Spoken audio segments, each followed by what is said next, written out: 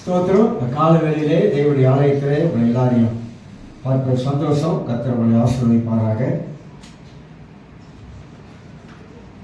நாம் தரிசனத்தை பற்றி நான் பேசிக்கொண்டு வருகிறேன். நெகேமியாவுடைய தரிசனம், அவனுக்குள்ள இருந்த தரிசனம் என்ன செய்யும் என்பதெல்லாம் மத்தியிலே பேசிக்கொண்டு தரிசனம் நம்மளை முன்னோக்கி போக வைக்கும். அப்படி அடிப்படையில் பேசிக்கிட்டு வந்தேன். அந்த அடிப்படையிலே நெகேமியா 2ஆம் அதிகாரம் 18ஆம் வசனத்திலே தரிசனம் செயல்பட வைக்கும். அப்படின்னா தரிசனம் உள்ளவர்கள் செயல்பட்டு கொண்டே இருப்பார்கள் என்று சொல்லி உங்க மத்தியிலே நான் அந்த காரியத்தை எடுத்து நான் பேசி வந்தேன். அந்த அடிப்படையிலே சபை குறித்த காரியங்களை உங்க மத்தியிலே நான் சொல்லிக் கொண்டு வந்தேன். அதுல 4 காரியம் நான் சொல்லியிருக்கிறேன். சபை குறித்த காரியத்திலே சபைக்கு ஒரு தரிசனம் இருக்கிறது. அந்த தரிசனத்திலே சபை எப்பொழுதுமே செயல்பட்டு கொண்டே இருக்கும் என்பதை அறிந்து கொள்கிறோம். சபை குறித்த தேவனுடைய எண்ணம், திட்டங்கள், நோக்கங்களை பற்றி உங்க மத்தியிலே நான் பேசிக்கொண்டு வந்தேன். 2ஆவதாக சபையுடைய அந்த மேன்மையான காரியங்கள் என்ன என்பதை குறித்து 3 காரியம் அதை அடிப்படையில் சொன்னேன். மேன்மை, சிறப்பு, பெருமை, நம்முடைய உயர்வை பற்றி உங்க மத்தியிலே நான் பேசிக்கொண்டு வந்தேன். 3ஆவது, சபைக்கு தேவன் கொடுத்திருக்கிறார் அந்த கணம். ஆண்டவர் நம்ம வாழ்க்கையில கனப்படுத்தி வச்சிருக்கிறாரு என்ற காரியத்தில் உங்க மத்தியிலே நான் பேசிக்கொண்டு வந்தேன். 4ஆவதாக இன்னைக்கு உங்க மத்தியிலே காலையிலே பேசியிருக்கிற 4ஆவது சபை எப்படி ஐக்கியப்பட்டு இருக்க வேண்டும், தேவனோடு ஐக்கியப்பட்டு இருக்க வேண்டும் என்ற காரியத்தையும் உங்க மத்தியிலே பேசினேன். எடுத்துக்கொள்வோம். எபிரேயர் நிருபம் 2ஆம் அதிகாரம் 1ஆம் வசனத்தை உங்களுக்கு வாசிக்கிறேன். எபிரேயர் நிருபம் 2ஆம் அதிகாரம் 1ஆம் வசனம்.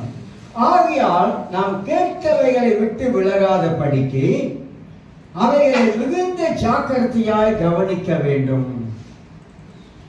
நாம் கேட்டவைகளை விட்டு விலகாத படிக்கு அவைகளை மிகுந்த ஜாக்கிரதையாய் கவனிக்க வேண்டும் என்று சொல்லி இங்க எபிரேயர் ஆக்கியோன் எழுதுவதை குறித்து அறிந்து கொள்ளுங்கள். சபைக்கு தேவன் பெரிய தரிசனத்தை கர்த்தர் வைத்து நடத்துறார். அது மட்டுமல்ல, நெகேமியாவுடைய வாழ்க்கையிலும் அந்த தரிசனம் அழகாக செயல்படுவதற்கு தேவன் எல்லா வழிகளையும் கர்த்தர் திறந்து கொடுத்தார் என்பதை புரிந்து கொள்கிறோம். நாம் நன்றாக அறிந்து கொள்ள வேண்டும்.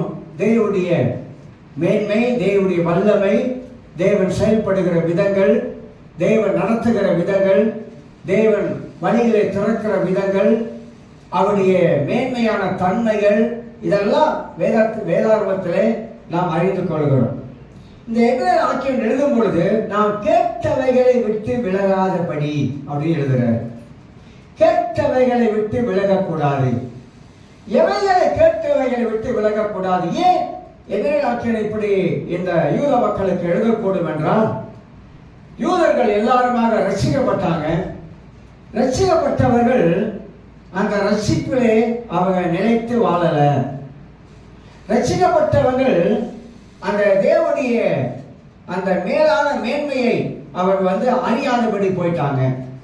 இந்த ரட்சிக்கப்பட்டவர்களுக்குள்ளாக கடவுளுடைய அவங்களுக்குள்ளாக தேவனுடைய சத்தியத்திலே அவங்க வழிவெளிக்கு போயிட்டாங்க. ஏன்னா ரட்சிக்கப்பட்டு வந்தாங்க, மீண்டுமாக அவங்க திருப்பியுமாக பழைய நிலைமைக்கு, யூத வழக்கத்துக்கு போக ஆரம்பித்தாங்க. அதனால தான் எபிரேயர் புஸ்தகத்துல 5 எச்சரிக்கைகள் அந்த மக்களுக்கு சொல்லப்படுவதை பார்க்கிறோம். 5 விதமான எச்சரிக்கைகளை ஆண்டவர் சொல்லிக்கொண்டே வராது என்பதை குறித்து பார்க்கிறோம். பிற்பாடு வரக்கூடிய காரியங்கள்ல அந்த 5 எச்சரிப்பு என்ன என்பதை குறித்து நான் உங்களுக்கு எடுத்து அதிலிருந்து காட்டுவேன். அப்ப கேட்டவைகளை விட்டு விலகக்கூடாது. இன்னைக்கு திருச்சபையில இருக்கிறவங்க வாழ்க்கையில, சத்தியத்தை கேட்கிறவங்க வாழ்க்கையில அதை விட்டுட்டோம். இவ்வளவு காலமா சத்தியத்தை கேட்டுக்கொண்டே வந்த நம்முடைய வாழ்க்கையில அதை விட்டு கொஞ்சம் வழி விலகி நம்ம வாழ்க்கையில போகும் பொழுதுதான் நமக்குள்ளா இருக்கிற தரிசனமா சிதறி போகுது. கேட்டவைகளே, தேவனுடைய வார்த்தையை கேட்கிறோமா இல்லையா? அந்த தேவனுடைய வார்த்தையில ஆலோசனை இருக்கிறது, அந்த தேவனுடைய வழியில வழிநடத்தல் காணப்படுகிறது. அந்த தேவனுடைய வார்த்தை கொடுத்தான் பைபிள் ஸ்டடி நம்ம பேசிக்கிட்டு வர்றோம். தேவனுடைய வார்த்தை எவ்வளவு வல்லமை உள்ளது என்பதை பேசிக்கொண்டு வருகிறோம்.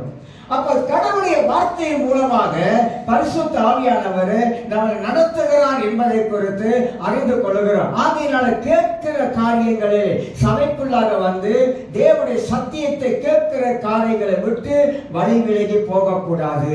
அநேக கிறிஸ்தவர்கள் இன்றைய காலங்களிலே அவர்கள் வழி விலகி போய்கொண்டே இருக்கிறாங்க. வேலை நாடுகள்லாம் வெளிநாடுகள்லாம் நீங்க பார்க்கும்போது அநேகர் வந்து கிறிஸ்தவ விட்டு வழி விலகி போய்கொண்டே இருக்கிறார்கள். கடைசி காலங்களிலே ஆண்டவர் சொன்ன வார்த்தை, கடைசி காலங்களிலே பிந்தினோர் முந்துவார்கள், முந்தினோர் பிந்திடுவாங்க அப்படி போட்டிருக்கு. கடைசி காலங்களிலே நாம் வாழுகிற இந்த காலங்கள் வந்து ஒரு நெருக்கடியான ஒரு காலத்துல வாழுகிறோம். யுத்தங்களின் செய்திகளையும் நீங்க கேள்விப்படுகின்ற ஆண்டு சொன்னாரு. அது இப்ப இந்த உலகத்துல நடந்து கொண்டு இருப்பதெல்லாம் நாம் அறிந்து கொள்கிறோம். ஒன்றை அறிந்து கொள்ள வேண்டும், இந்த உலகத்துல நமக்கு எவ்வளவு ஆண்டவர் வெளிப்பாடுகள் தந்து, எவ்வளவு வேதத்தில் சத்தியங்கள் தீர்க்க தரிசனங்கள் உலகத்துல நிறைவேறி கொண்டு வந்தாலும் கூட, ஆனா கர்த்தருடைய பிள்ளைகள் அதுக்கெல்லாம் அஞ்சுவதே இல்லை. எங்கேயோ நடக்குது, நமக்கு என்ன அப்படின்ற ஒரு உலகத்துல தான் நாம் வாழும். எங்கேயோ நடக்குது, இங்கெல்லாம் வராது அப்படின்ற உலகத்துல நாம் வாழ்ந்து கொண்டு இருக்கோம். எங்கேயோ நடக்குதல்ல, காட்டுல அந்த தீக்குச்சி பட்டு நெருப்பு பிடிச்சிச்சுன்னா அங்க மட்டும் எரியாது. அந்த தீ அந்த காட்டையே அழிப்பதற்கு பரவிட்டு போகும். ஒரு யுத்தம் என்பது ஒரு இடத்துல நடக்குதுன்னு மட்டும் நினைச்சிடாதீங்க. என் ஆண்டவர் சொல்லியிருக்கிறார், உலகத்துல 3வது உலக போர் நடக்குன்னு பைபிள்ல எழுதியிருக்குது. அப்ப பைபிள்ல 3வது உலக போர் நடக்கும் அப்படின்னா அது நடக்குமா? நடக்கும். நடக்காமல் போகவே போகாது. நமக்கெல்லாம் வந்து சில வேளைகளில் நம்ம ஒருவேளை சாப்பாடு கிடைக்காம நம்ம வந்து இருந்ததில்லை. ஏன்னா அந்த நிலைமைக்கு கர்த்தர் வச்சிருக்கல இந்த மலேசியாவில். ஆனா ஒருவேளை சாப்பாடு கிடைக்காத சூழ்நிலை வரும்பொழுதுதான் அன்னைக்கு நமக்கு வந்து தெரியும் நம்முடைய அந்த அந்த ஒருவேளை சாப்பாட்டுக்காக நம்ம எவ்வளவு கஷ்டப்படுவோம் என்பதை குறித்து. நிறைய பிள்ளைகள் சாகிறாங்க, மனிதர்கள் சாகிறாங்க, பலவிதமான காரியங்கள் உலகத்தில் அடுத்து அடுத்து அடுத்து நடந்துகிட்டே இருக்குது. அடுத்தடுத்து நடக்குது. 2026ஆம் ஆண்டு நடக்குது. என்ன தெற்கு தசா வச்சா நான் தெரியல வெளியில இருந்து. ஆனால் அமெரிக்கா இஸ்ரேல் சேர்ந்து ஈரான் சண்டை வரும், அதெல்லாம் வராது, அதெல்லாம் சொல்ல மாட்டாங்க, எதோ சொல்லுவாங்க. ஆனா வருஷம் நீங்க பார்த்தீங்கன்னாக்கா இந்த வருஷம் ஏதோ ஒரு காரியம் நாட்டில் நடந்து கொண்டே இருக்கு. காரணம் ஏன்னு கேட்டீங்கன்னா, நாட்கள் நெருங்கி கொண்டே வருகிறது, காலங்கள் நெருங்கி கொண்டு வருகிறது. அதனால்தான் பைபிளை வாசிக்கும் போது கேட்டவைகளை விட்டு விலகக்கூடாது. எத்தனை பேர் விலகிட்டோம்? எத்தனை பேர் சபைக்கு வராமலே போயிட்டாங்க இன்னைக்கு? அவ்வளவுதான், பினிஷ்.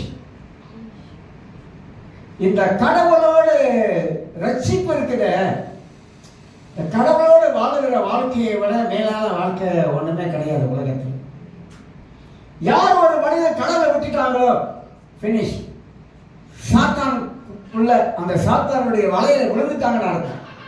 இதை மறக்கக்கூடாது. நீங்களும் நானும் கடவுளோடு இருக்கிற வரைக்கும் தான் அந்த பாதுகாப்பு, தேவனோடு வாழுகிற வரைக்கும் தான் பாதுகாப்பு. எந்த நிமிஷத்துல, அதாவது ஒரு வட்டம் இருக்குன்னா அந்த வட்டத்துக்குள்ள இருக்கிற வரைக்கும் தான் உங்களுக்கு எனக்கும் பாதுகாப்பு. என்னைக்கு வட்டத்தை விட்டு வெளியே கால் வச்சுட்டோமோ சாத்தான் எப்போ எப்போ எப்போ எப்போ நினைப்பான், எந்த நிமிஷத்துல என்ன நடக்குன்னு நமக்கே தெரியாது.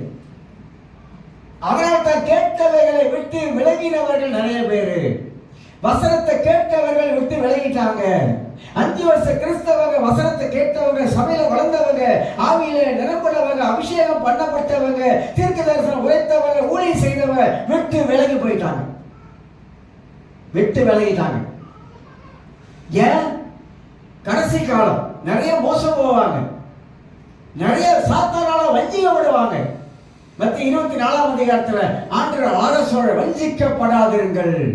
யாருக்கு சொல்றாரு? சீசர்கிட்ட சொல்றாரு. வஞ்சிக்கப்படாதீர்கள். ஏன்னா அநேகர் வஞ்சிக்கப்பட போகிறார்கள், அநேகர் ஏமாற்றப்பட போகிறார்கள், அநேகர் கேட்ட வார்த்தைகளை விட்டு வழிவிலகி போகிறார்கள் என்பதெல்லாம் பைபிள் நமக்கு கொடுக்கிற அற்புதமான போதனை, சத்தியம் என்பதை குறித்து நாம் விளங்கிக் கொள்ள. சபை கடவுளோடு கூட அது ஐக்கியப்பட்டு கொண்டே இருக்க வேண்டும் என்பதை குறித்து 5வது காரியத்திலே 4வது காரியத்தில் சொன்னேன். இப்ப 5வது காரியத்திலிருந்து நான் உங்களுக்கு ஆரம்பிக்கிறேன். 5வது காரியமாக தரிசனம், அதில் தான் பேசுறேன், அந்த தலைப்புல தான் பேசுறேன். தரிசனம், இந்த தரிசனம் ரொம்ப ரொம்ப முக்கியமானதுங்க, உங்களுக்கும் எனக்கும். இப்ப எனக்கெல்லாம் தரிசனம் இல்லைன்னா எப்பயே பினிஷ் முடிஞ்சிருக்கும். அந்த தரிசனம் இருக்கிறனால தான் அதுக்குள்ளாகவே ஓடிக்கொண்டு இருக்கிறோம், அதுக்குள்ளாக ஓடுவோம். நிக்கிறோம் அப்படின்னாக்கா அது தேவ கிருபை, கிருபையினால நிக்கிறோம், கிருபையினால தான் வாழ்றோம், கிருபையினால தான் ஊழியம் செய்யறோம், கிருபையினால தான் சுகமா இருக்கிறோம். எல்லாம் தேவ கிருபை. அப்படி கிருபை தான் நம் வாழ்க்கையில அதிகமாக தேவைப்படக்கூடிய காரியமாக இருப்பதை குறித்து அறிந்து கொள்கிறோம். 5வது, சபை எப்படி பிசாசை மேற்கொள்ள வேண்டும். சபை சாத்தானை மேற்கொள்ளணும். எப்படிங்க சபை என்று சொன்ன நீங்களும் நானும் தான். சாத்தானை மேற்கொள்ள வேண்டும் என்றால் சாத்தானுடைய சூழ்ச்சிகளை அறிய வேண்டும். சாத்தானுடைய சூழ்ச்சிகள், டீமாலஜின்னு ஒரு பாடம் இருக்குது, அதை படிச்சீங்கன்னா உங்களுக்கு தெரியும்.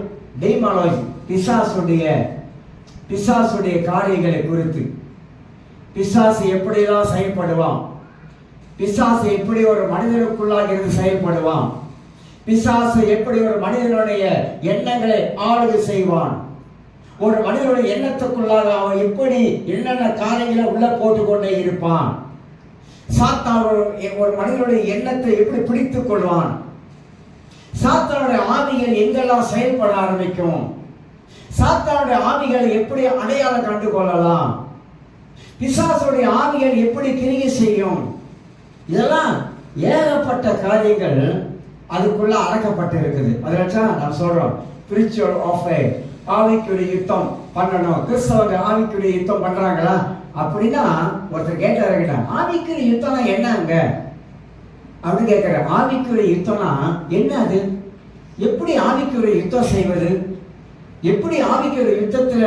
நாம செயல்படணும் தெரியாது, தெரியவே தெரியாது. ஏன் தெரியாதுன்னா தெரிஞ்சு கொள்ள விரும்பல, அவ்வளவுதான். இவன் வடலாயில பைபிள் ஸ்டடி நடத்துறோம், தேவனுடைய வார்த்தையை தான் பேசுறோம், அது நிறைய காரியம் இருக்குது. ஏன்னா சிருஷ்டிப்புல தேவனுடைய வார்த்தையின் வல்லமை எப்படி வெளிப்பட்டது அப்படின்னு அடிப்படையில் தான் சில காரியங்களை எடுத்து அப்படி ஹைலைட் பண்ணி நம்ம காட்டிக்கிட்டு வரோம். ஆனா அந்த வார்த்தைக்குள்ள இருக்கிறதான ஜீவன், இன்னைக்கு படிச்ச ஒரு சங்கீதம் 119 ஒரு வசனத்தை படிங்க. சாமி சொல்றாரு, தேவனுடைய வார்த்தையில என்ன இருக்குது, ஜீவன், பிரமாணம், கட்டளை. இதெல்லாம் நம்ம சிந்திக்க மாட்டோமே.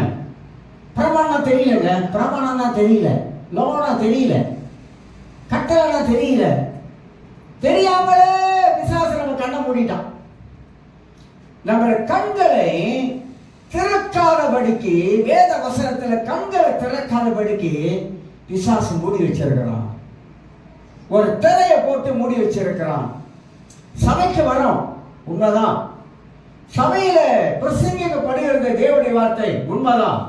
ஆனா நம்முடைய கண்களுக்கு முன்பாக ஒரு திரையை போட்டு சாத்தா மூடிட்டான், ஆவிக்குரிய கண்கள் திறக்க விடாமலே, வேதத்துல கவனம் செலுத்த விடாமலே. எந்த கிறிஸ்தவருடைய வேதத்துல கவனம் செலுத்துறாங்க? ஏன் கவனம் செலுத்த முடியலனாக்கா, நீ கவனம் செலுத்தாத, வேத வசனத்தை ரொம்ப சிந்திக்காத. சொல்றாங்க, என்னன்னு தெரியல, பைபிள் படிச்சா தலைவலி வருது அப்படின்வாங்க. சில சொல்றாங்க, என்னங்க பைபிள் படிச்சா தூக்கமா வருதுங்க அப்படின்வாங்க. அப்புறம் என்ன சொல்லுவாங்க, என்னன்னு தெரியல, பைபிள் வசனத்தை கொஞ்சம் சிந்திக்க ஆரம்பித்தா மயக்கமா வருது சொல்லுவாங்க. பாருங்க, மயக்கம் வருது, அது என்ன தெரியல, முடியல, என்னால முடியலன்னுவாங்க. ஒருத்தர் சொன்னாரு, என்னால புக்கே படிக்க முடியல அப்படின்ற, புக்கே நான் படிக்க முடியல. அப்படின்றார். ஏன் முடியல? எதனால புக்கு படிக்க முடியாம இருக்குது? எதனால வசனத்தை சிந்திக்க முடியாம இருக்கு? இதெல்லாம் இந்த பிசாசுடைய அடையாளம் காணலாம். ஏன் என்னால வசனத்தை எடுத்து நான் சீர்தூக்கி பார்க்க முடியல? ஏன் என்னால வசனத்தை மனதுக்குள்ளாக வைக்க முடியல? அப்ப ஏதோ ஒரு தடை என்ன தடை பண்ணுகிறது.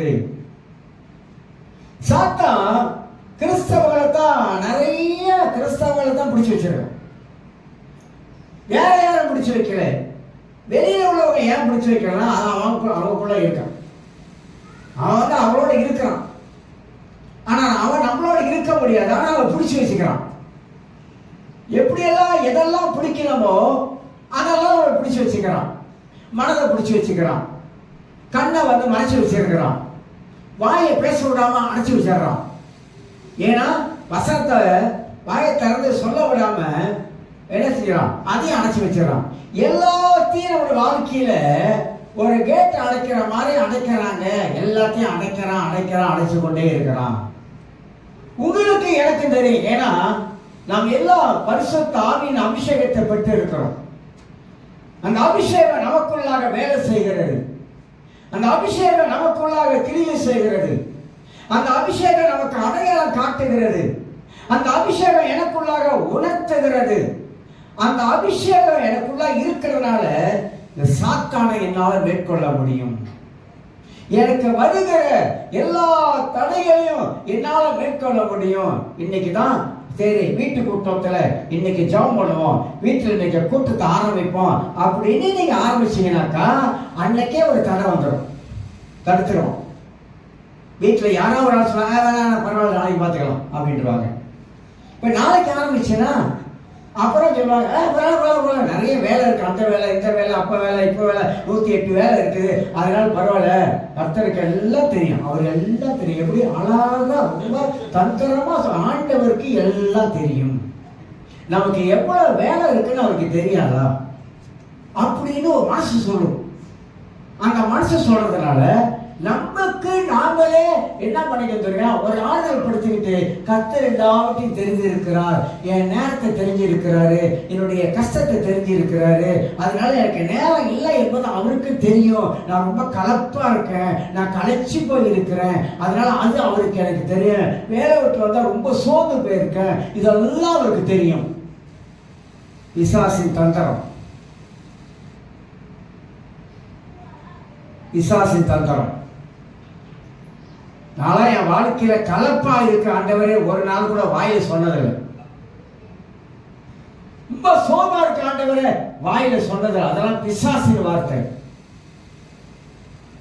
ஏன்னா எனக்குள்ளாக ஒரு அக்கினி தீபத்தை வச்சிருக்கிறேன். நான் ஒரு நெருப்பு இருக்கிற எனக்குள்ளாக, ஒரு அபிஷேகம் இருக்கு எனக்குள்ளாக. நான் டிசைன் பண்றேன், நான் பகுத்தறிகிறேன், பகுத்து அறிந்து கொள்றேன். என்ன சோர்வுக்குள்ள உட்கார வைக்க நினைக்கிறா? இயேசுவின் நாமத்தினால பொல்லாத சோர்வின் ஆவியே போ அப்பால அப்படின்னு சொன்னாக்கா ஓடிடுங்க. நம்ம அதை சொல்றதுக்கு சாத்தானே சொல்லாத ஆண்டவருக்கு தெரியும், ஆண்டவருக்கு தெரியும், சோர்ந்து இருக்கிற ஆண்டவருக்கு தெரியும். காலையில கடவுள் எழுப்புவார், எந்திரி அப்படி எழுப்புவார், ஜெபம் பண்ண அப்படி எழுப்பார். இல்ல ஆண்டவரே தூக்கம் பத்தல ஆண்டவரே, இல்ல ஆண்டவரே போர்வை கொஞ்சம் எடுத்து போட்டு இன்னும் கொஞ்சம் அப்படியே தலையோட கழுத்தோட இருந்த போர்வை தலையோட போட்டுக்கிட்டு எந்திரிக்கிற ஆண்டவரே, கொஞ்ச நேரம் ஆண்டவரே, கொஞ்ச நேரம் ஆண்டவரே, ஒரு 5 நிமிஷம் ஆண்டவரே, கொஞ்சம் எந்திரிக்கிற ஆண்டவரே அப்படின்னு சொல்லி இப்படியே கடவுள் எழுப்பும் போதெல்லாம் எந்திரிக்கிறேன் எந்திரிக்கிறேன் எந்திரிக்கிறேன் சொல்லிட்டு அந்த போர்வை போட்டு படுத்து தூங்கிட்டே தான் எந்திரிக்க மாட்டான். ஏன் எந்திரிக்க மாட்டான் தெரியுமா? இந்த சாத்தால் அவனை எந்திரிக்க விடாம அவன் இப்படிலாம் சொல்றான், பரவாயில்ல கலப்பா இருக்குது, இன்னும் கொஞ்ச நேரம் படுத்துங்க. எவ்வளவு நேரம் படுத்து தூங்க? சூரியன் மூஞ்சில அடிக்கிற வரைக்கும், அது வரைக்கும் அது தாண்டிட்டு நமக்கு என்ன வந்துடும்? நான் சொல்றேன் இதெல்லாம் சாத்தான் கிறிஸ்தவர்களை வஞ்சிக்கிற வழி, பிசாசு கிறிஸ்தவர்களை ஏமாற்றுகிற வழி. அதனால் தான் சொல்லுகிறேன், சாத்தானே நம்ம சபை மேற்கொள்ளணும் அப்படின்னா எனக்குள்ள இருக்கிற அந்த பரிசுத்த ஆவியுடைய அந்த அபிஷேகம் எனக்குள்ளாக செயல்பட்டு கொண்டே இருக்கும். இடம் கொடுக்காதீங்க. இதெல்லாம் நம்மளோட வாழ்க்கையில கொஞ்சம் கொஞ்சமா இடம் கொடுக்கிற காரியங்கள். நினைக்காதீங்க நமக்குள்ளாக இந்த பிசாசு நம்மளே ஏமாத்தி நமக்குள்ளாக ஒரு காரியத்தை பேசிக்கிட்டே உட்கார வச்சிடும். உங்களுக்கு ஒரு வியாதி வந்துருச்சு, ஒரு பலவீனம் வந்துருச்சு. நீங்க என்ன சொல்லணும்? பொல்லாத பலவீனப்படுத்துற வியாதியே சொல்றீங்களா? நம்ம சொல்றோமா? பொல்லாத பலவீனப்படுத்துற வியாதியே, என்னை எதிரிக்க விடாதபடி தடை வைக்க சாத்தானே, இயேசுவின் நாமத்தினால உன்னை கடிந்து கொள்கிற அப்பால போ அப்படின்னு சொல்லி பார்த்தீங்கன்னாக்கா நிச்சயமாக அது உங்களை விட்டு போய் மேற்கொள்வது எல்லா பலவீனத்தையும் மேற்கொள்வது, சாத்தான் கொண்டு வருகிற எல்லா தடைகளையும் மேற்கொள்வது. இன்னொன்னு சொல்றேன், தரிசனம் உள்ளவர்களுடைய வாழ்க்கையில அந்த விடாமுயற்சி இருக்கு. விடாமுயற்சி எப்படி விடாமுயற்சி இருக்கும்? இல்ல அப்படின்ற விடாமுயற்சி உள்ளுக்கு இருந்து கொண்டே இருக்கும். எல்லா விஷயத்திலும் எல்லா காரியத்திலும் அந்த விடாமுயற்சி தான் நம் வாழ்க்கையில பரிசுத்த ஆவியானவர் நமக்கு செயல்பட்டு கொண்டே இருப்பாரு. அதுக்கு தான் சொல்றது பிரேயரும் இந்த வேத வாசிப்பும் 2 தண்டவாள கம்பி போல இறங்கி இருந்து கொண்டே இருக்கும். இல்ல எனக்கு நெருப்பு காய்ச்சி அடிக்குது, பரவாயில்ல படுத்துரு, வேணாம் சொல்லல, நெருப்பு காய்ச்சதான் படுத்துரு. படுத்துக்கிட்டே ஜெபிக்க முடியாதுங்க, முடியவே முடியாது. வாயை திறக்க வேணாங்க, உள்ளத்துல ஜெபிக்க முடியாது. சோத்திராண்டவரே சாத்தானை கடிந்து கொள்கிற உள்ளத்துல ஜெபிக்க முடியாது. வாயை திறக்க வேணாம், வெளியே சத்தம் வர வேணாம். ஆனா உள்ளத்துல சொல்ல முடியுமா? முடியாதா? உள்ளத்துல சொல்ல முடியும். இந்த பொல்லாத காய்ச்சலை கொண்டு வந்த சாத்தானே, இயேசுவின் நாமத்தினால கடிந்து கொள்கிறேன். உள்ளத்துல ஜெபிக்க முடியுமா? முடியாதா? நிக்க பழகணும், ஜெபிக்க தெரியணும், அடிக்க தெரியணும், சாத்தான ஓட்ட தெரியணும். அதான் மேற்கொள்ள கிறிஸ்தவர்கள் மேற்கொண்டவர்கள், ஜெயம் கொண்டவர்கள், வெற்றி சிறக்க பண்ணின தேவனுடைய பிள்ளைகள்.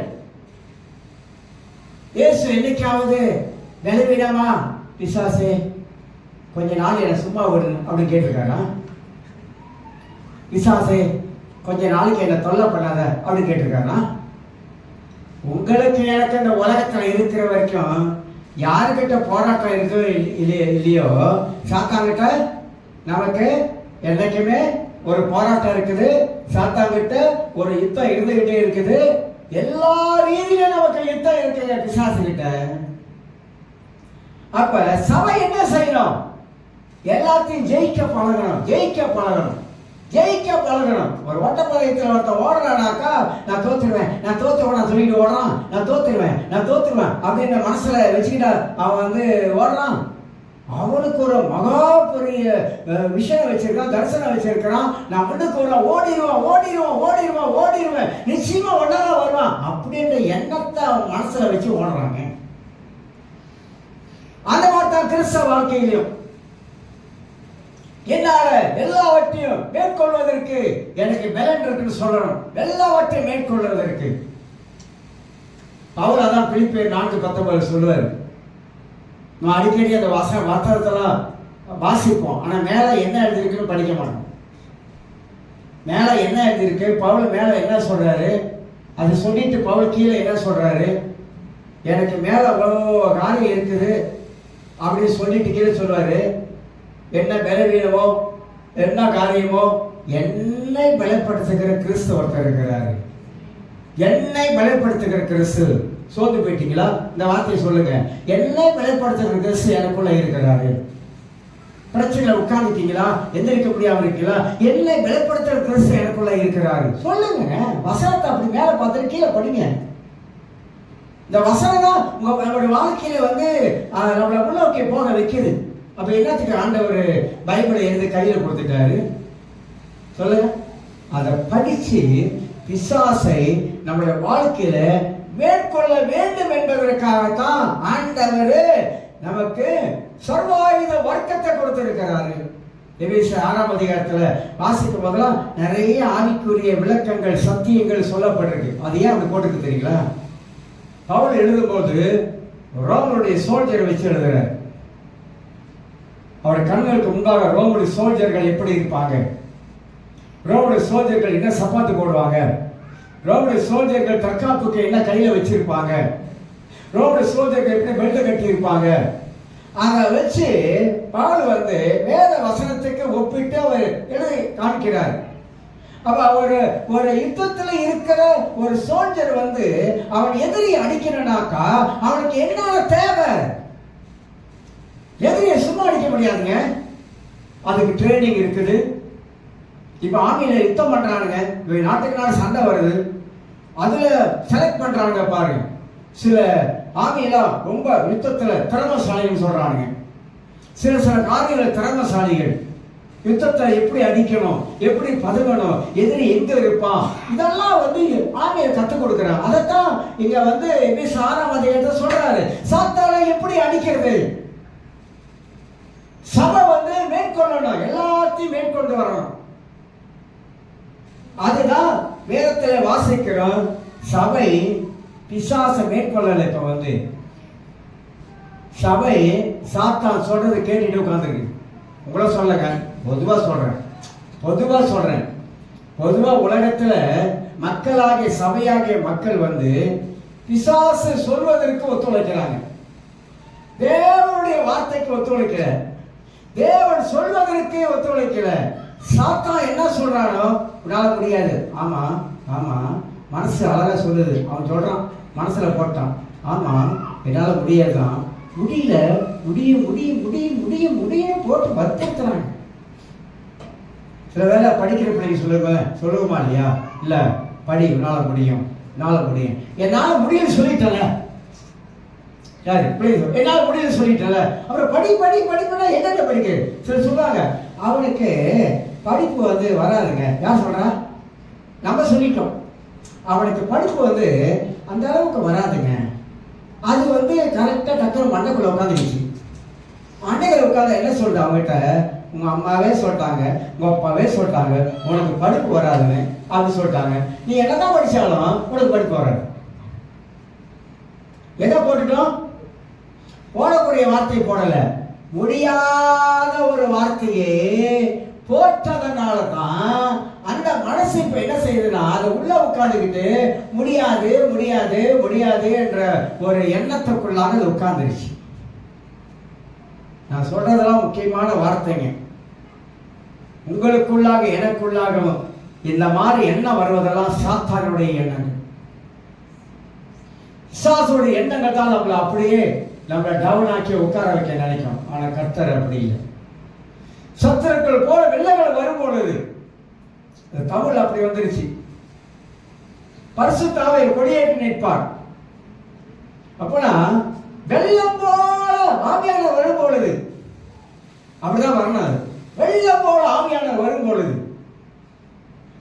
அப்ப நமக்குள்ள இருக்கிற பரிசுத்த ஆவியானவர் வெள்ளம் போல வருகிறவர், ஜீவ தண்ணீர், அவர் நதியை போல புறப்பட்டு வருகிறவர். அதனால அவர் வரும் பொழுது சத்துருக்கள் எல்லாம் சிதறண்டு போவார்கள். பைபிள் அழகா சொன்ன, தேவன் எழுந்தருளுவார், தேவன் எழுந்தருளுவார். தேவன் எழுந்தருளக்கூடும் என்றால் சத்துருக்கள் சிதறண்டு போவார்கள், சாத்தான் சிதறண்டு போவான், பிசாசு சிதறண்டு போவான். உங்க வாழ்க்கையிலையும் என் வாழ்க்கையிலையும் அல்லது குடும்பத்துல எதெல்லாம் வருகிறதோ உங்களுக்கு எனக்கும் டிசைன் பண்ண தெரியணும், அடையாளத்தை காண தெரியணும், சாத்தானை அடிக்க தெரியணும், சாத்தானை விரட்ட தெரியணும். அப்படிப்பட்ட ஒரு விஷன் நமக்கு இருக்கணும். அந்த மாதிரியான ஒரு வெளிப்பாடு நமக்கு இருக்கணும். நமக்குள்ள எந்த காரியம் வீட்டுக்குள்ள அல்லது நமக்குள்ளாக எது வந்தாலும் டக்குன்னு பைபிள் பக்கம் திருப்பணும். நம்முடைய மனது பைபிள் பக்கம் போகணும்.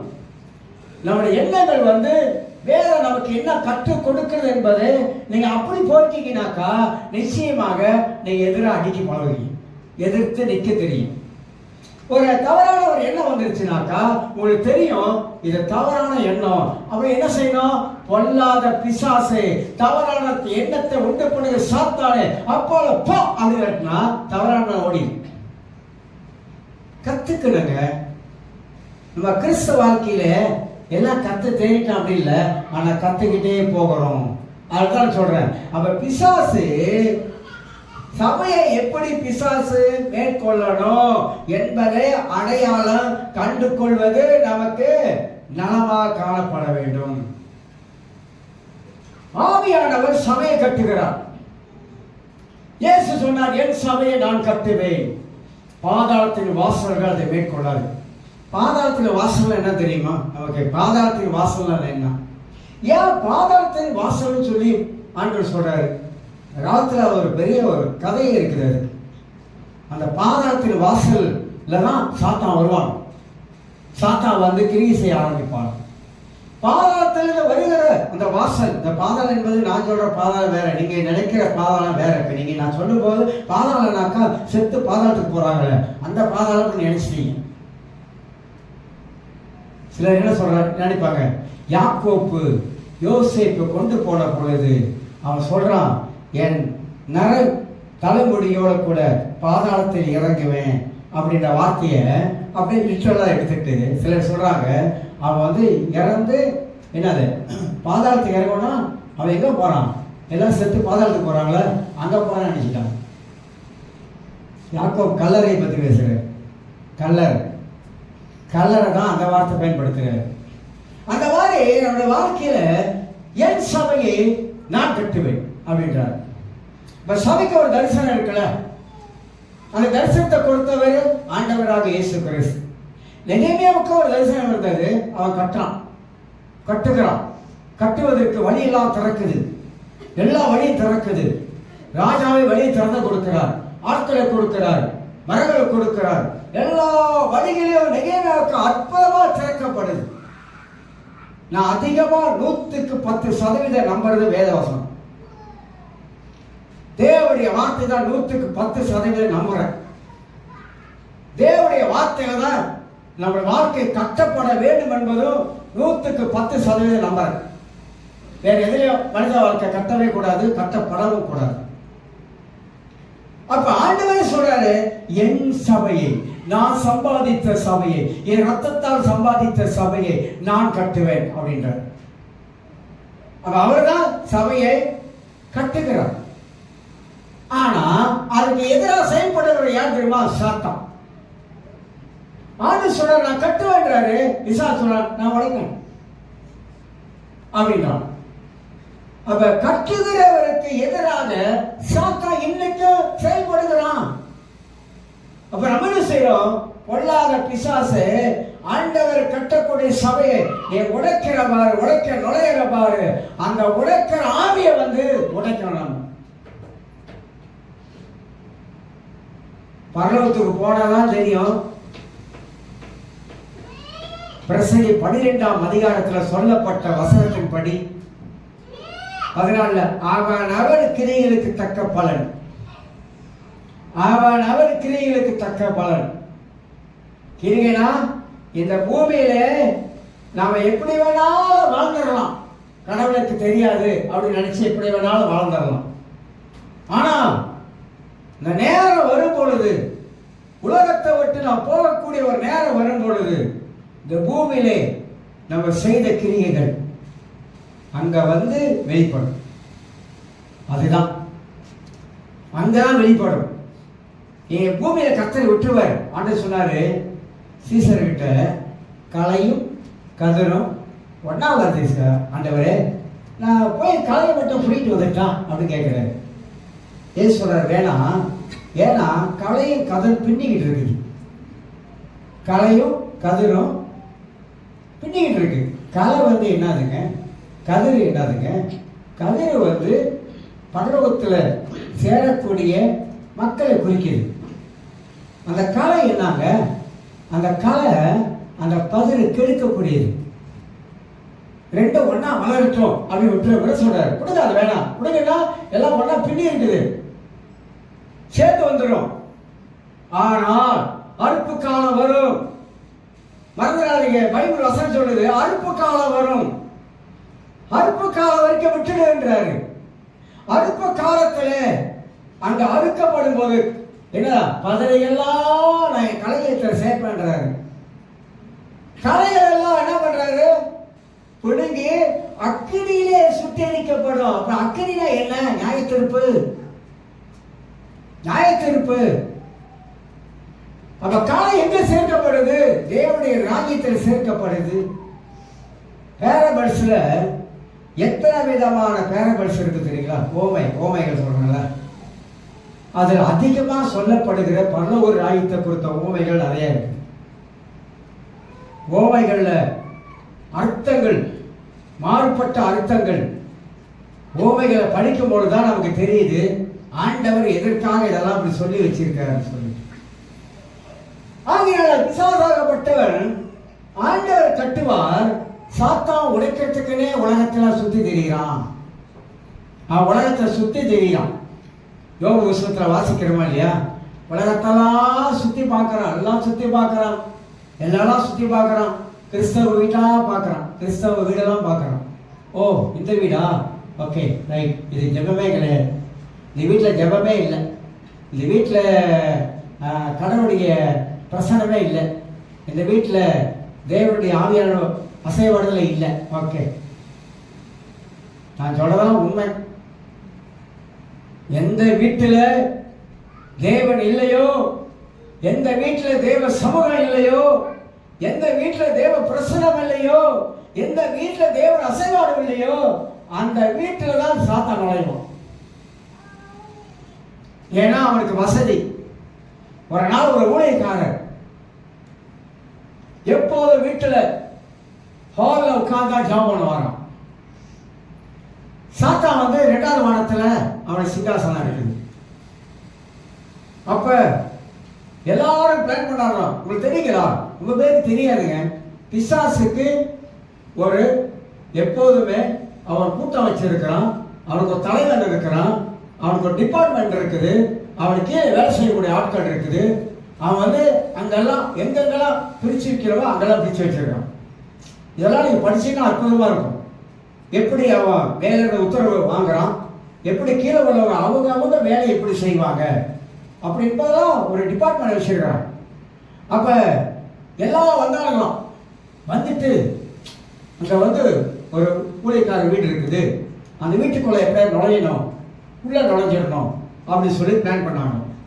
எல்லாம் கை தூக்கினாங்களாம். ஒருத்தன் கை தூக்கினாங்களாம், நான் போறேன் நீ போறேன். சரி போங்கடா, ஒருத்தனை போய் பாருங்களா. ஒவ்வொருத்தரா உள்ள வர வந்து பாக்குறாங்களா, வீட்டை சுத்தில நெருப்பு எரியும், வீட்டை சுத்தில நெருப்பு எரியுது. அப்ப போய் சொன்னா, தலைவா நம்ம உள்ளுக்கு நுழைய முடியல, வீட்டை சுத்தியும் ஒரே நெருப்பா இருக்கு. உடனே இன்னொருத்தன் சொன்னா, நான் போறேன், நான் உள்ள போய் நுழைகிறேன், என்னால முடியும்னு சொல்லிட்டு போனான். அவனும் போய் பார்த்துருக்கான், ஒன்றும் நடக்கல. 3வது ஒருத்தன் போனாலாம், போக முடியல. போய் சொன்னாலாம், அந்த வீட்டை சுத்தில ஒரே நெருப்பா இருக்குது, உள்ள நுழையவே முடியல. ஏன்னா அந்த வீட்டு ஹால்ல அந்த தேவனுடைய மனுஷன் செபிக்கிறதுனால கர்த்தர் வெளியே அக்கினி மதில போட்டிருக்கிறார். நான் சொல்றது, கடைசி காலத்துல நீங்களும் நானும் அந்த அக்கினி மதில் போடாவிட்டா சாத்தான் அடிப்பது நிச்சயம். யாரா இருந்தாலும் சரிதான், நீங்களா இருந்தாலும் நானா இருந்தாலும் சரிதான். சில வேலை நம்ம நினைக்கிறோம், என்னடா இது போனா அது வருது, அது போனா அது வருது, அது போனா அது வருது. ஏன் தெரியுமா? அடிக்கிற அவனை, கீழே தள்ளல அவனை. அதனால்தான் இது போனா அது வருது, அது போனா இது வருது. என்ன அது போனா இது வருது? கடவுள் ஆண்டவர் வார்த்தையில நம்மளால ஜெயிக்க முடியாது பைபிள் எழுதி இருக்குதா? உங்கள் இருக்கிறவன காட்டுல எனக்குள்ள இருக்கிறவர், அதை 132 தடவை சொல்லுவோம். எப்படி? உங்களுக்குள்ள இருக்கிறவர் பெரியவர் பெரியவர் பெரியவர், எங்க போயிட்டாரு பெரியவர், எங்க போயிட்டாருன்னு கேட்கிறேன்.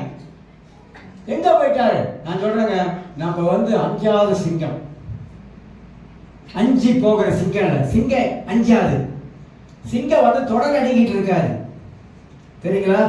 தொடர் அடிக்கிட்டு இருக்குமா சிங்கம்? சிங்கம் காட்டுக்கு ராஜா. 5வது எவ்வளவு பெரிய மிருகமா இருந்தாலும் அடிக்கத்தான் பார்க்கும். அது போல நமக்குள்ளாக யூத ராஜசிங்கத்தை வச்சுக்கிட்டு நம்ம எப்படி வாழணும் தெரியுமா?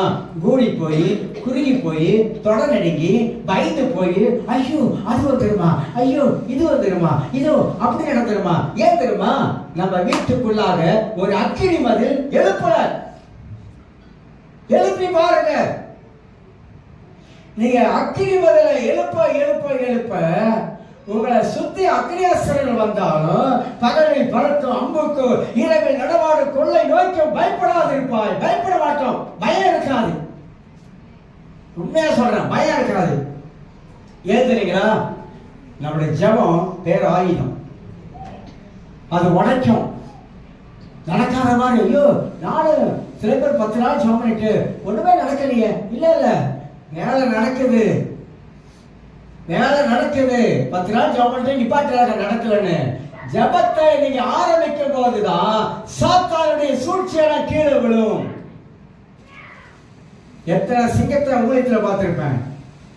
அந்த சிங்கம் வந்து பல்லு இல்லாத சிங்கம். நம்ம யூதராஜ சிங்கம் பல்லு உள்ள சிங்கம். சில பல்லு இல்லாத சிங்கம் இருக்குது. எத்தனை புலியை பார்த்திருப்பேன், எத்தனை ஓநாயை பார்த்திருப்பேன், எத்தனை கரடியை பார்த்திருப்பேன். இதுக்கெல்லாம் அஞ்சு இருந்திருந்தா நிக்க முடியுமா? முடியாதுங்க, முடியவே முடியாது.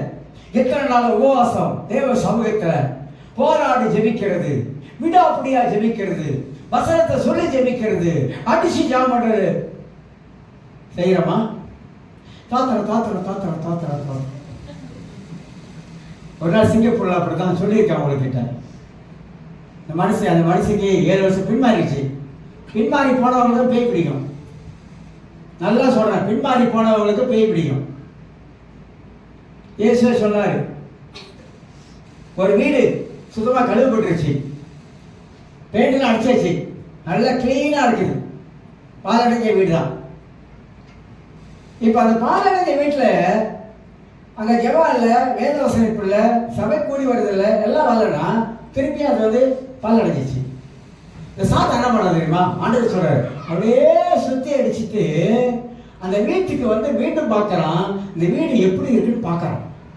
அவன் பார்க்கும்போது, ஆஹா பரவாயில்ல, நமக்கு வசதியா இருக்குது, ஒற்றை படிஞ்சு இருக்குது, பால் அடைஞ்சு இருக்குது, அங்கங்க ஒற்றை தொகுதுன்னு ஒண்ணு இல்ல 7 கொண்டாந்து உள்ளத்துக்கு வந்துடும்.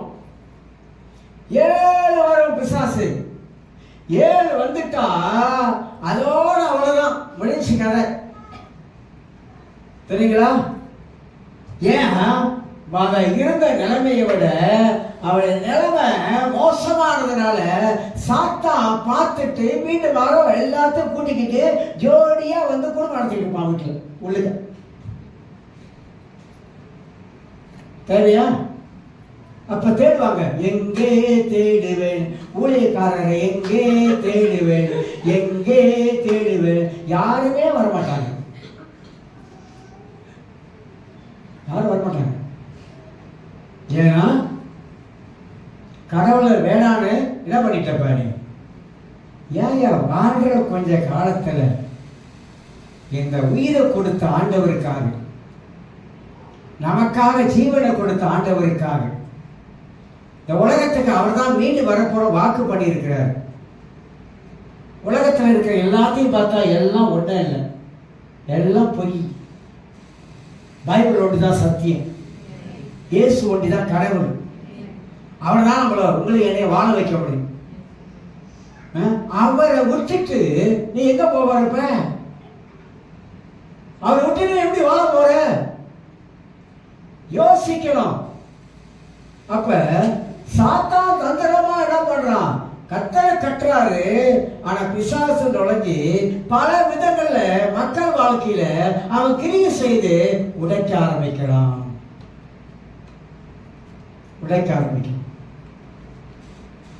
இன்னொரு 3வது காரியம் சொல்றான்.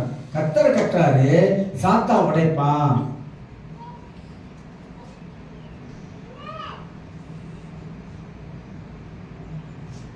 இது ரெண்டையும் நம்ம ரொம்ப கவனமா இருக்கணும்.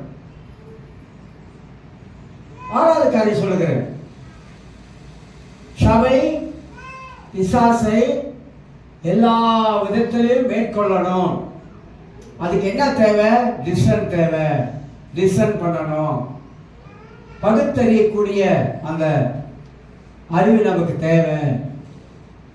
எங்கெல்லாம் நுழைவான் என்பதை அடையாளம் பார்க்கக்கூடிய அந்த டிசன் நமக்கு தேவை.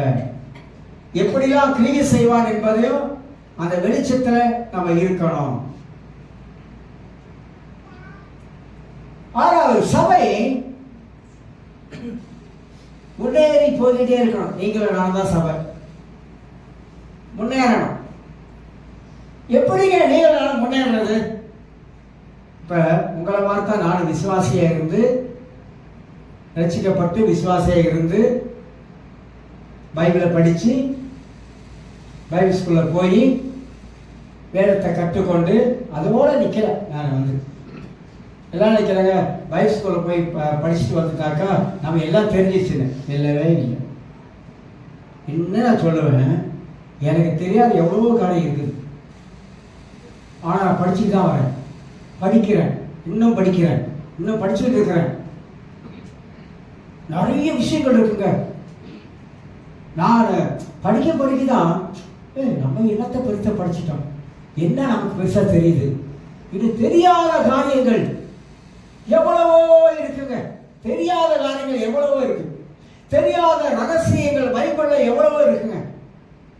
நான் அதெல்லாம் பார்த்து ரொம்ப என்னை நானே கீழே தாழ்த்திக்கிட்டேன். ஏன் தாழ்த்திக்கிட்டேனாக்கா, நமக்கு இன்னும் நிறைய விஷயம் தெரியல. சில பார்த்தீங்களா கொஞ்சம் தெரிஞ்சா என்ன ஆயிடுவாங்க. நானே நினைச்சுக்கிட்டேன், ஐயோ ரொம்ப விஷயம் தெரியல, படிக்கிறப்ப தான் தெரியுது. இன்னும் படிக்கிறீங்களா பாச? ஆமா, இன்னும் படிக்கிறேன், இன்னும் படிச்சுட்டு தான் இருக்கிறேன். படிப்புக்கு வயசு கிடையாது. நான் எதை படிக்கிறேன்? நான் ஆவிக்குரிய காரியத்தை படிக்கிறேன். நான் இன்னும் வளரணும்னு படிக்கிறேன், இன்னும் தெரிஞ்சுக்கணும் படிக்கிறேன். நான் ஜெபம் பண்ணுவேன், ஆண்டவரே தாவீது சொன்னது போல ஆண்டவரே வேதத்தின் மகத்துவங்களை பார்க்கும்படியாக கண்களை திறந்து விடுங்க ஆண்டவரே. வேதத்தில் எவ்வளோ மகத்துவங்கள் கொட்டி இருக்கு ஆண்டவரே, தெரியல, தெரிஞ்சு கொண்டதுக்கு கண்களை திறந்து விடுங்க ஆண்டவரே. ஆண்டவர் இஸ்ரவேல் மக்களை போல கிரிகளை பார்த்தாங்க. ஆனா மோசே ஆண்டவரே ஒருத்தர் ஜெபிக்கும் போது எனக்கு உங்களுடைய வழிகளை எனக்கு காட்டுன்னு சொல்றாரு. அதுதான் எனக்கு தேவை. உங்களுடைய வழிகளை காட்டுங்க, மக்களை போல இல்ல. ஒரு இன்னொரு படி மேல, இன்னொரு படி மேல போயிட்டே இருக்கணும் ஆண்டவரே. அப்ப சபை முன்னேறி போகணும். நீங்களும் நானும் ஆவிக்குரிய நிலையில எவ்வளவுக்கு எவ்வளவு முன்னேறி போகிறோமோ அவ்வளவுக்கு அவ்வளவு தாழ்மையா இருக்கணுங்க. எவ்வளவு கனவு முன்னேறி போயிட்டே இருக்குமோ சொல்லக்கூடாது, எனக்கு எல்லாம் தெரியும், நினைச்சுக்க வேண்டியதான் உனக்கு ஒன்றும் தெரியல. யாரெல்லாம் எனக்கு எல்லாம் தெரியும் சொல்றாங்களோ அவங்களுக்கு இன்னும் தெரியலன்னு அர்த்தம்.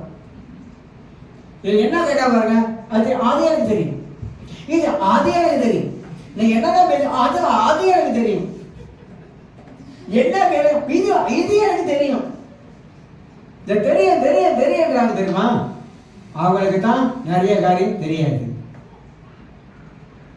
எவ்வளவு கிழவை நம்ம முன்னேறுகிறோமோ, எவ்வளவு கிழவை காலடித்து வைத்து ஆண்டவரை வளர்த்து கொண்டு போறாரோ அது வரைக்கும் நம்ம வாழ்க்கையில் ஆண்டவரே நான் இன்னும் கற்றுக்கொள்ளணும், இன்னும் கற்றுக்கொள்ளணும், இன்னும் கற்றுக்கொள்ளணும். சீசத்துவத்துல படிக்கும் பொழுது மாணவர்கள், சீசர்கள் மாணவர்கள் இயேசுவிடத்தை தான் கற்றுக்கிட்டாங்க.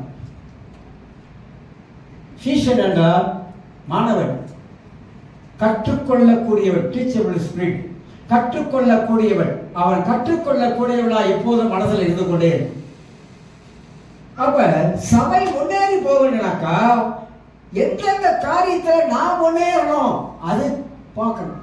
எந்தெந்த காரியத்துல முன்னேறணும், எந்தெந்த காரியத்துல முன்னேறி நான் போய்கிட்டே இருக்கிறேன். ஒன்று நான் சொல்லுகிறேன், முன்னேறி போகணும்னாக்கா பிரதானமானது தேவனுடைய வார்த்தையில முன்னேறி போய்கிட்டே இருக்கணும். நம்ம வசனத்தை அடிக்கடி வலியுறுத்தி சொல்றோம், வசனத்தை படிக்க சொல்றோம், இதெல்லாம் செய்யறோம். ரெண்டு காரியம் தான் மனித வாழ்க்கையில மிக மிக முக்கியமானது. என்ன தெரியுங்களா? ஒன்று வசனத்துக்கு கீழ்ப்படிவது, இரண்டாவது உத்தமமாய் வாழ்வது. இந்த உத்தமமும் இந்த கீழ்ப்படுதல் இருந்தாக்கா பரலோகம் உங்களை என்ன வரவேற்கும். இயேசு உண்மைத்துவத்தை பத்தி 1 தாளந்து 2 தாளந்து 5 தாளந்தை பத்தி பேசுறாங்க. நிறைய பேசுறாங்க. மத்திய 13ஆம் அதிகாரத்தை எடுத்து வீட்டில் வாசிப்பாருங்க. எல்லாம் உண்மைகளா பேசுறாரு.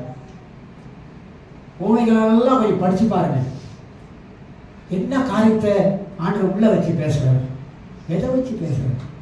அப்ப ஒரு மனிதன் அவன் தேவனுக்கு உண்மையா இல்லாவிட்டா உலகத்தை மனிதனுக்கு உண்மையாக்க முடியும். இன்டெகிரிட்டி, ஃபேத்ஃபுல்னஸ் சொல்றோம். நான் கடவுளுக்கு உண்மையா இருக்கிறேன், ஏன்னா அவர் என்ன பார்க்கிறாரு. என் உண்மைத்துவத்தை அவர் அறிந்திருக்கிறார் எல்லா ரீதியிலும். என்னையும் சேர்த்தா சொல்றேன், எல்லா ரீதியிலும் நான் தேவனுக்கு உண்மையா நிக்கணும். எல்லா ரீதியிலும் நான் தேவனுடைய வார்த்தை படிச்சுட்டு அப்படி இருக்கிறது இல்லை. அந்த தேவனுடைய வார்த்தைக்கு நான் கீழ்ப்படிக்கிறேன். ஆண்டவரே, இந்த வசனத்தோடு நான் பைபிள் படிக்கும் போது ஆண்டவரே, இந்த வார்த்தை என்னோடு பேசுது ஆண்டவரே, இந்த வார்த்தைக்கு நான் கீழ்ப்படுகிறேன் ஆண்டவரே, கீழ்ப்படுகிறேன் ஆண்டவரே, நீ சொல்லுகிற வார்த்தைக்கு நான் கீழ்ப்படுகிறேன் ஆண்டவரே. ஆண்டவர் சொல்றாரு, கற்பனையை கை கொள்ள அப்படின்றார். தாவீது சொல்றான், உங்களுடைய பிரமாணங்களை, பிரமாணத்தை நான் கை கொள்ளுகிறேன், உங்களுடைய கட்டளைகளை கை கொள்ளுகிறேன். அப்படின்னா என்ன அர்த்தம்? அது பிரமாணம் என்ன? Low, Torah. அப்ப பிரமாணத்துல என்ன எழுதி இருக்குது அதை நான் பார்க்கிறேன். ஐயோ, பிரமாணத்தில் இப்படி எழுதி இருக்குது. கட்டளைகள்ல என்ன எழுதி இருக்குது? கட்டளைகள் ஆண்டவர் எழுதி இருக்கிறாரு. இந்த கட்டளையை பார்க்கிறேன், அந்த கட்டளைக்கு நான் கீழ்ப்படுகிறேன். ஆதி மனிதன் எதை மீறலாம்? கட்டளையை மீறணும். ஒன்றியவன் புஸ்தகத்தெல்லாம் ஃபுல்லா வாசி பாருங்க. ஆண்டவர் நமக்கு அங்க என்ன எழுதி வச்சிருக்காரு சொல்லி விளங்கி கொள்ள முடியும். இல்ல ஒரு மாதிரி கலைச்சிக்கிட்டு மாதிரி இருக்குது. பயப்படாதீங்க. நான் என்ன சொல்ல வரேன்னா, தரிசனம். இந்த தரிசனம் உங்களுக்குள்ள எனக்குள்ள இருந்துச்சுன்னா சபை எப்படி போயிட்டு இருக்கும்? சாத்தான் அடிக்கும், முன்னேறி போகும், எதுக்கு இடம் கொடுக்காது, டிஸ்டர்ப் பண்ணும், நிதானிக்கும், பகுத்தறியும். என்னோட ஆவிக்குரிய வாழ்க்கை பளபளப்பாயிடும். நாளுக்கு நாள் பளபளப்பாகும்.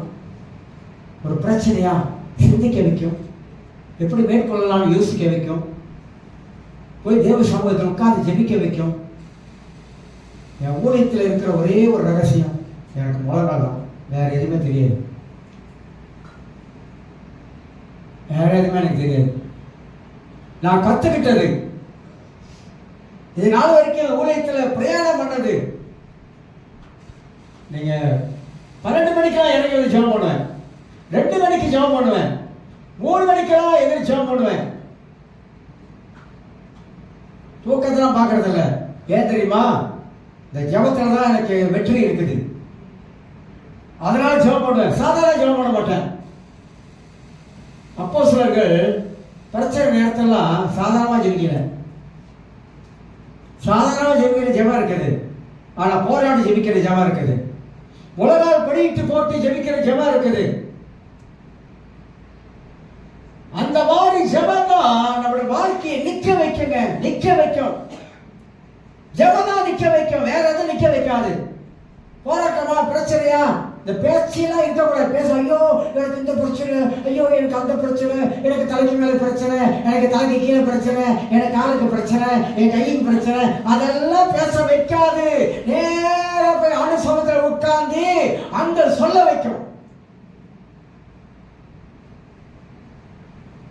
ஜெயம் தேவனாலே வரும். குதிரை யுத்த நாளுக்காக ஆயத்தமாக்கப்படும், ஜெயமோ தேவனால வரும். பைபிள்ல படிச்சு பாருங்க, எல்லா ஜெயமும் தேவனால வந்தது, எல்லா வழிகளும் தேவனால் திறக்கப்பட்டது, எல்லாம் சகலமும் எல்லாம் ஆண்டவரால் நடக்கும் என்பதை ஆணித்தரமா விசுவாசம் ஆரம்பித்தா அந்த ஜெபத்துல தான் அடிக்க முடியும். சாத்தான் விரட்ட முடியும், அவனை நிக்க விடாம விரட்ட முடியும். முடியும். அதான் கிறிஸ்தவ வாழ்க்கை சாதாரணமான வாழ்க்கை இல்லை. சரிங்களா? சாதாரணமான வாழ்க்கை. நிறைய சோர்வு வரும், பலவீனம் வரும், போராட்டங்கள் வரும். நிற்க தெரியும், நிற்க தெரியும். அப்படி நிற்க பழகிட்டா நமக்குள்ளே இருக்கிற தரிசனத்தை எந்த பேயும் அழிக்க முடியாது. எந்த பிசாசு நமக்குள்ள இருக்கிற தரிசனத்தை முடக்க முடியாது, மங்கி போக செய்ய முடியாது, எந்த தரிசனத்தை கீழே தள்ள முடியாது. அந்த தரிசனம் நம்மளை முன்னோக்கி போக வச்சுக்கிட்டே இருக்கு. எல்லாரும் எழுது. நன்றி ஆண்டவரே.